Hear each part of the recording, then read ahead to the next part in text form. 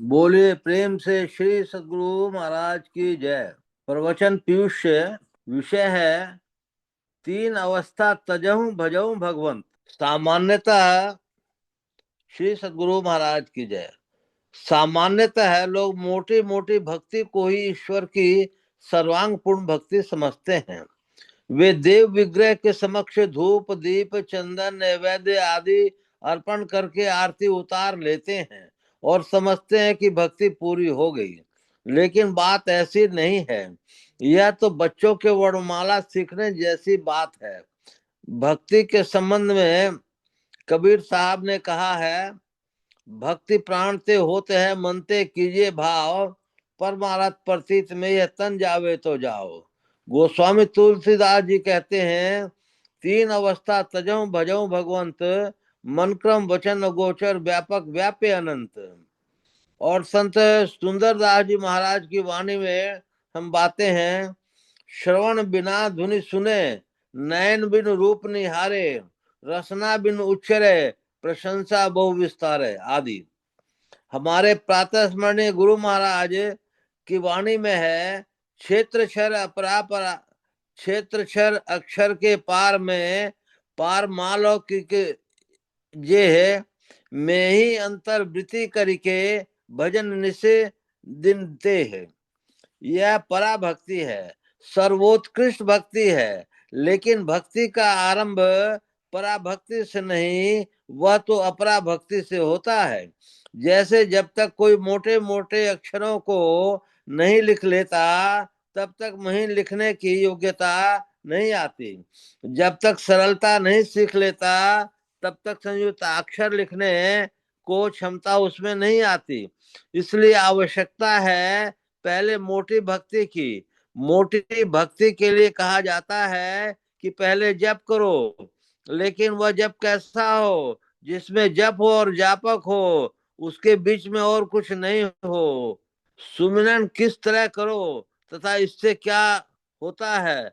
संत कबीर साहब ने कहा, नहीं, पहले दादू दुलनदास जी महाराज ने कहा, कोई बिरला यही विधि नाम कहे, मंत्र मूल नाम बहु अक्षर, बिनु रसना लाग रहे।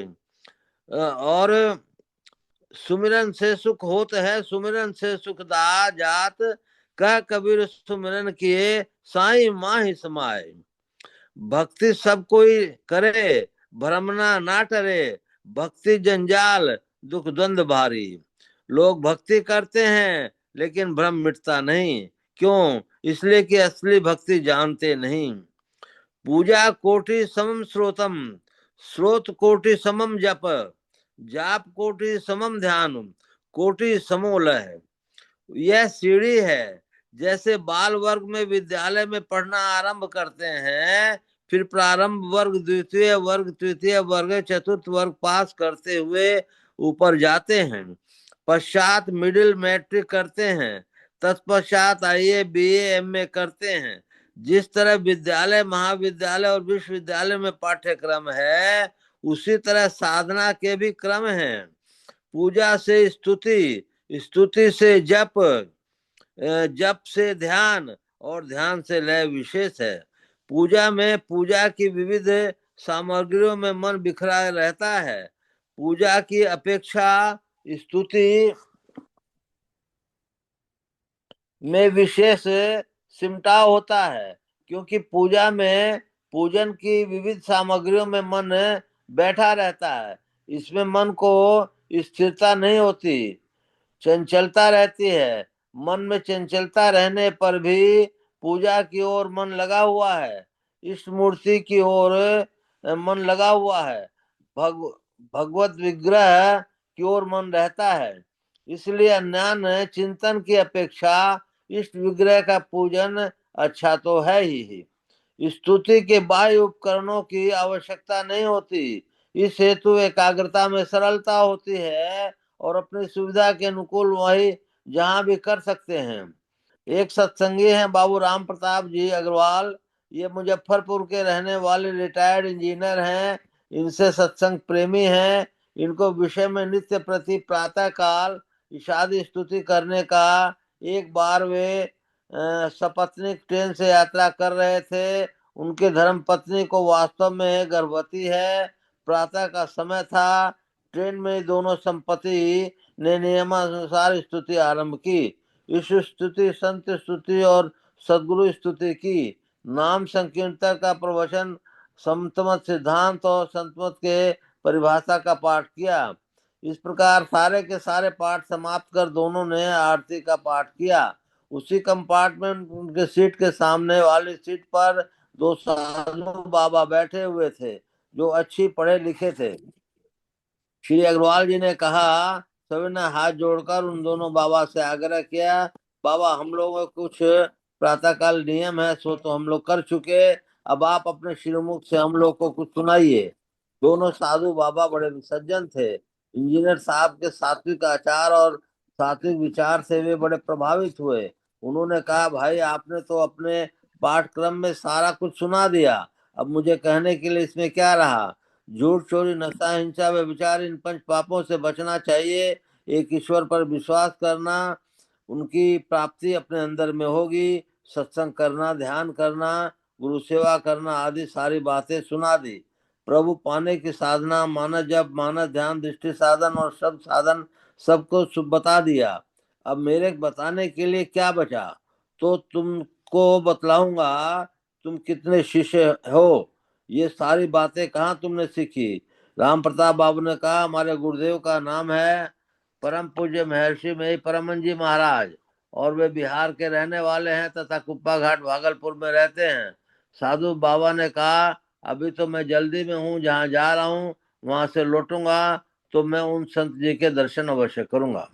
हाँ, तो मैं स्तुति के संबंध में कह रहा था, जो ट्रेन में हो उसको वहां पूजा की सामग्री, धूप, दीप, नैवेद्य आदि के जुटाने में कितनी कठिनाई होगी, विचार सकते हैं। यदि किसी प्रकार पूजन सामग्री इकट्ठी करके पूजा भी की जाए तो शास्त्र कहता है, करोड़ों पूजा के समान एक स्तुति होती है। करोड़ों पूजा के समान एक स्तुति होती है। पूजा कोटि स्वयं स्वतंत्र, और करोड़ों स्तुति के समान एक जप होता है। क्यों? इसलिए कि स्तुति में अनेक शब्द होते हैं, अतः उससे भी पूर्ण सिमटाव नहीं होता, अतः उससे आगे बढ़ो। पुनः शास्त्रोक्ति है, शस्त्रोक्ति कोटि समम जपम, यानी करोड़ों स्तुति के समान एक जप है। जप में बहुत से शब्द नहीं होते, एक ही शब्द की पुनरावृत्ति होती है। जपों में मानस जप श्रेष्ठ है। जप की महिमा गोस्वामी तुलसीदास जी ने कही है, मंत्र परम लघु जसु बश, विधि हरिहर सुरस्वर, महामत गजराज कह वश कर अंकुश पर्व। परम लघु शब्द का ध्यान दीजिए। एक तो लघु शब्द होता है जिसका अर्थ होता है छोटा, किंतु गोस्वामी जी के विचार से जप का शब्द परम लघु यानी अत्यंत छोटा होना चाहिए।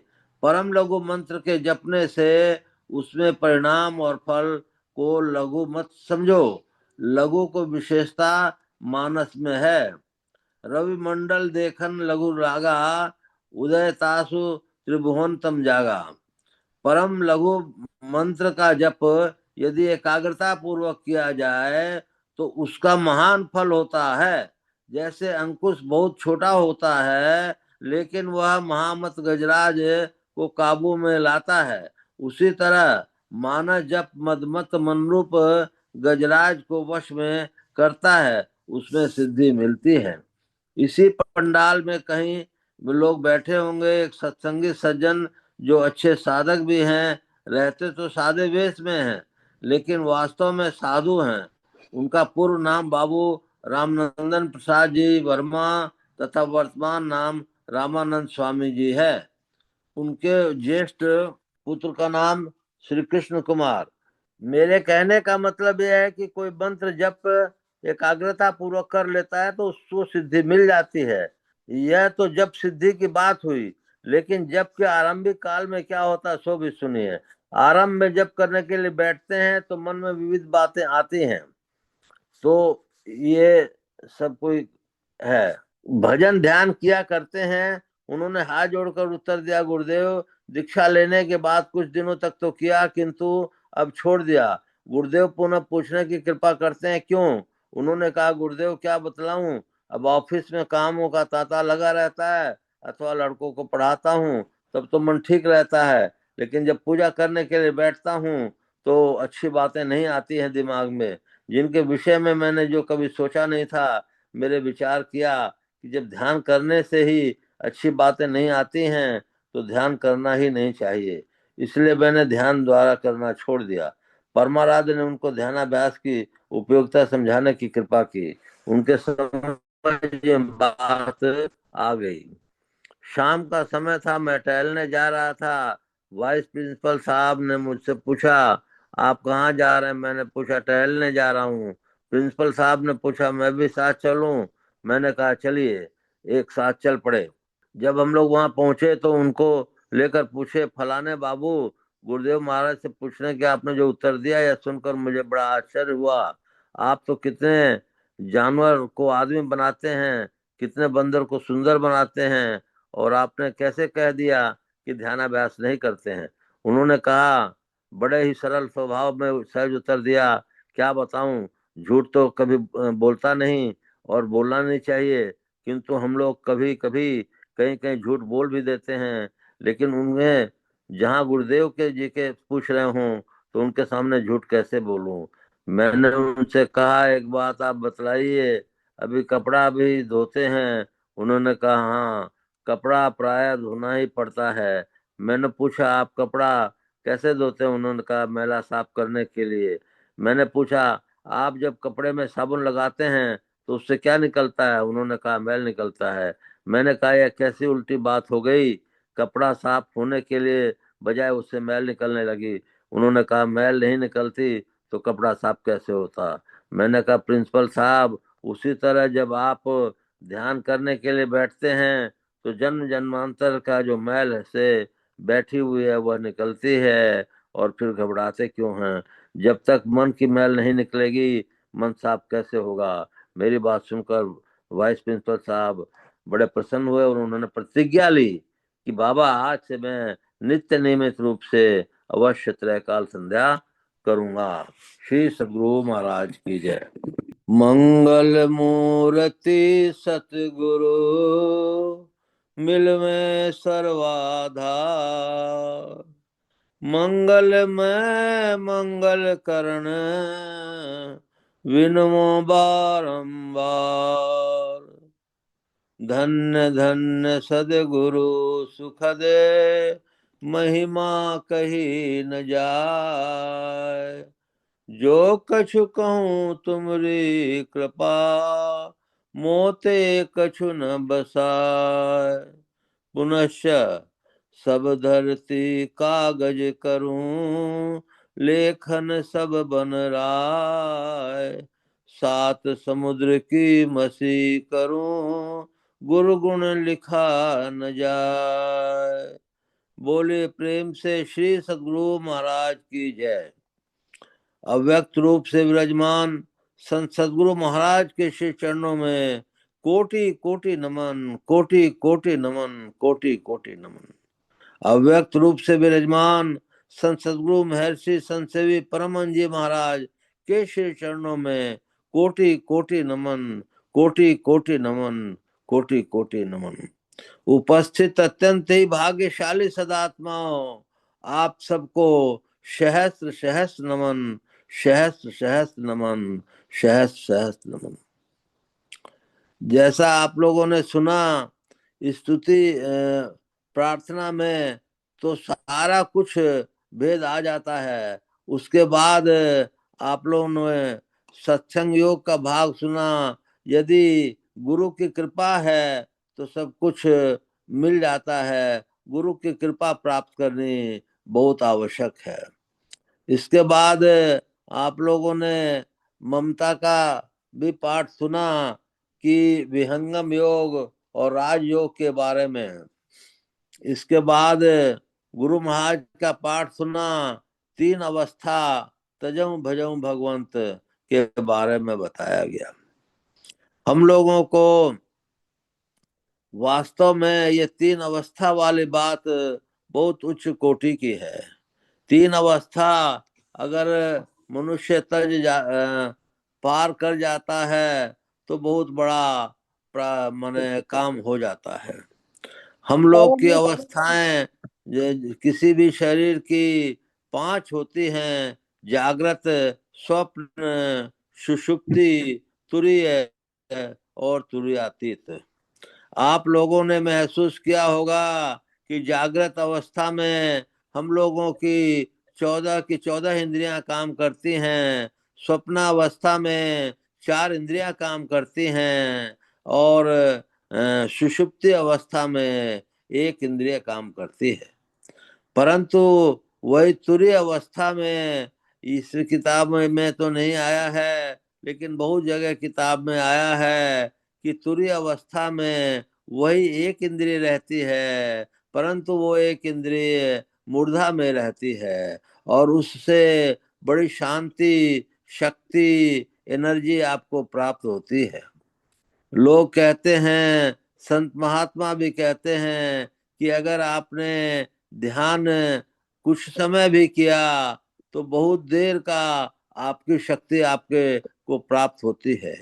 क्यों प्राप्त होती है? इसलिए कि सारी शक्तियां एक जगह एकत्रित लगभग हो जाती हैं, तो आपको बहुत उसमें राहत मिलती है।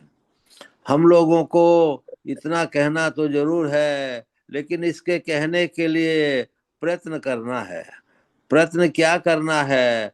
हमारे जन्मों जन्मों के संस्कार हैं, उसको जो है हम लोगों को मन रूपी चादर को बहुत अच्छी तरह से धो लेना है। इसके बाद जो क्रियमान कर्म हैं उनको भी बहुत संभाल के करना है। उसको नहीं संभालने से तो और कर्म आपके